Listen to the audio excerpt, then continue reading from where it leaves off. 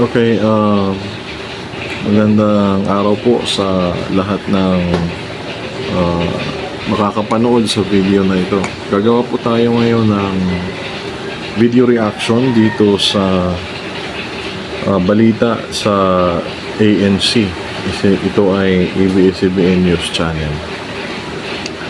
Ang mapapanood po natin ay yung budget, yung controversial na budget na talaga namang maraming mga politiko, mga nasa katungkulan sa pamahalaan ang medyo magkaroon ng maasim na pagpuna dito sa budget na ito. Pakinggan po natin.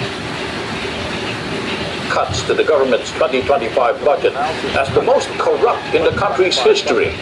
But the Senate President believes there's a way to resolve the budget controversies. Okay, so itong pinag-uusapan na pinaka-corrupt daw yung budget ng 2025. Well, it depends. Depende siguro sa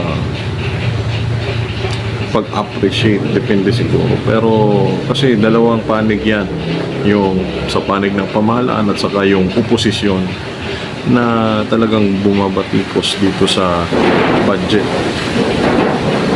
Well, ang ano natin dito kung mga nakakapanood na yung iba sa atin sa mga balita na lagi namang nababalita sa yung mga balita sa TV, no?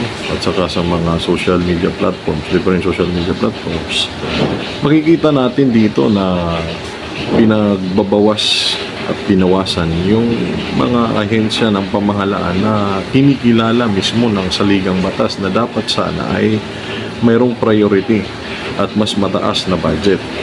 Katulad na lamang ng DepEd o yung sangay na nangangasiwa sa libreng pag-aaral ng mga estudyante sa elementarya at saka sa sekundarya, yung tinatawag natin na basic education.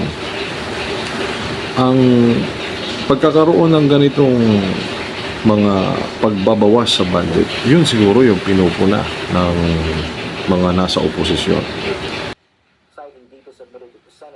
Cruz has tonight's top story. A former Philippine finance official describes the government spending plan for next year the most corrupt in history.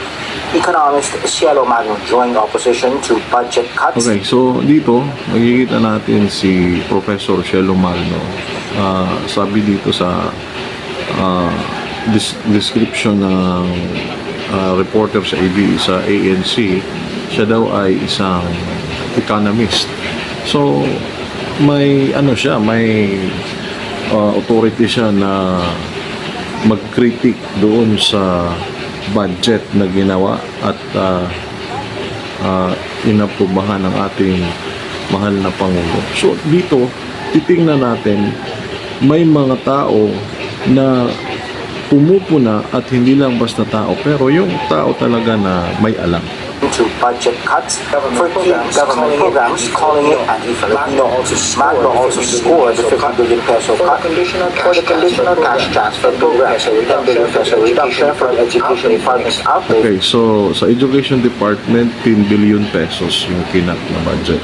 So napakalaki kung tutuusin mo. Kung hindi yan ikakat, maaaring maraming mga panibagong programa ng ahensya sa DepEd yung pwedeng magawa or pwedeng itong makatulong para sa pagpapagawa siguro ng mga bagong building, mga paaralan sa buong bansa.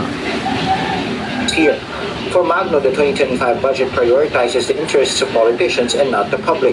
Yung DPWH na hindi naman nanghihingi ng dagdag na budget. Unahin po natin, pansinin natin, para daw ito sa mga politicians.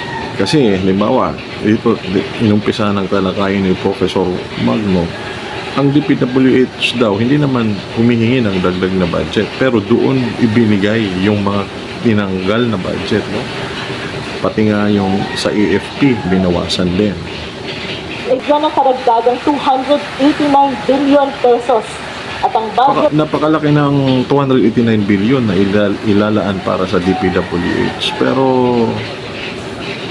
hindi natin masyadong alam yung statistics kung hanggang ilang mga infrastructure project na yung napagawa na kasalukuyang administrasyon ng rehimeng Marcos Jr. Kung titingnan natin yung budget na ginagawa sa kasunod na taon, dapat sana ay hindi ka maglalaan ng mas malaking budget kung ito ay kukunin mo doon sa nakalaang budget noong kasalukuyang taon. Kasi may mandato dyan ang ating batas, yung ating saligang batas, yung 1987 Constitution.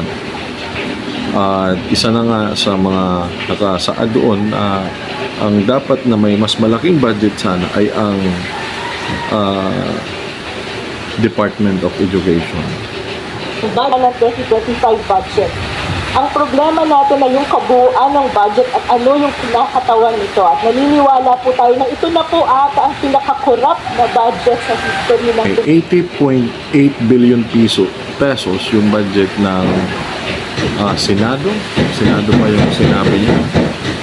Ang problema Ulitin natin ay yung natin. kabuuan naman ng 2025 budget.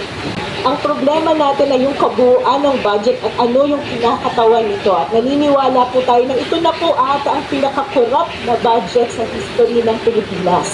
Senate President Francis Escudero believes there's still So ito na daw po yata yung pinaka-corrupt na budget sa history ng Pilipinas.